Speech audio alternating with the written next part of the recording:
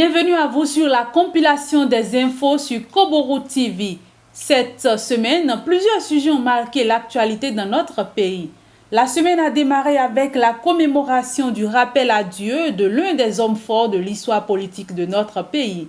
En effet, ce lundi 14 octobre, cela faisait 4 ans que l'ancien président du Bénin, feu général Mathieu Kérékou, nous avait quittés. Les populations de Parakou gardent toujours de bons souvenirs de l'homme et ils l'ont prouvé à travers un propos recueilli. Du 11 au 13 octobre dernier, s'est déroulée dans les départements du Borgo et de l'Alibori la première phase des journées locales de vaccination contre la poliomyélite. Plus de 77 000 enfants âgés de 0 à 5 ans ont été vaccinés dans la zone Parakou-Ndali. Le point nous a été fait par le médecin coordonnateur de la dite zone. La seconde phase est prévue pour se dérouler du 25 au 27 octobre prochain.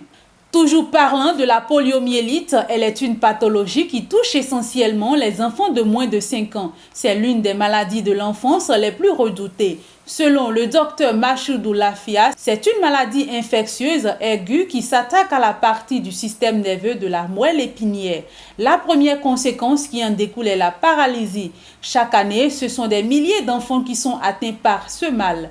Afin d'éradiquer la maladie, l'Organisation mondiale de la santé OMS a lancé depuis 31 ans une vaste campagne basée sur la vaccination de tous les enfants du globe. La politique était également au cœur de l'actualité cette semaine sur Koboro TV avec le dialogue politique convoqué par le chef de l'État qui a pris fin le samedi 12 octobre. Il a réuni la quasi-totalité des partis politiques du Bénin. Des citoyens de Parakou ont apprécié cette rencontre à sa juste valeur.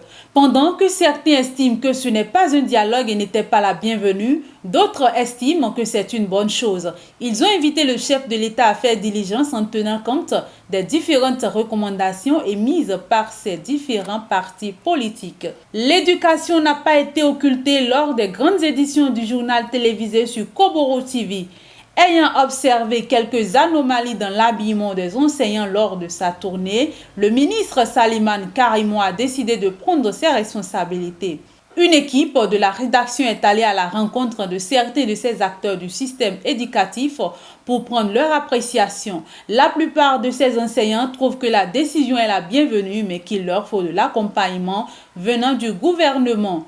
L'autre sujet abordé également est relatif au sport. Nous sommes allés à la découverte de Zazira FC, le seul club engagé dans la Vitalor Ligue 2 pour le compte de la cité des Koboro, pour nous enquérir de leurs préparatifs à quelques heures du coup d'envoi de la première journée.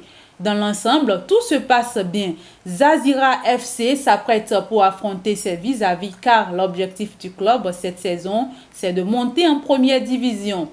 C'est la fin de cette compilation. Rendez-vous est pris pour la semaine prochaine pour un autre numéro. D'ici là, portez-vous bien.